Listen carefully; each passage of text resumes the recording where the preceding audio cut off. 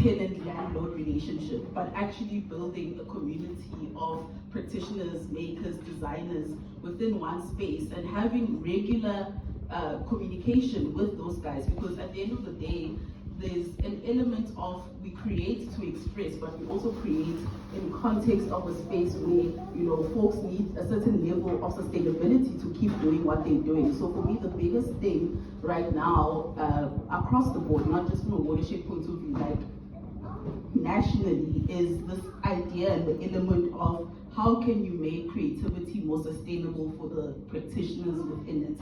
And that true north is one of the reasons why it was important for us to show up in Johannesburg. Yes, we are limited to a physical space.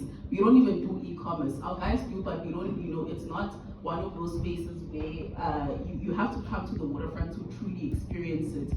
However, the way that I also see it is that a brand or that stands for something has the ability to transcend physical limitation. And that is the reason why, with all the learnings that sometimes young children, sometimes like people in the public, and we often describe the mark more as a practice of like midwifery. Across different things instead of just being stuck in this. So I do feel like things have changed a lot, and I think there's more sort of like the younger generations are able to just be like, this is what I want to do, I'm going to give it a go, and I don't actually know, I have humility to admit I don't know how to do it, but there's room for me to learn and ask questions.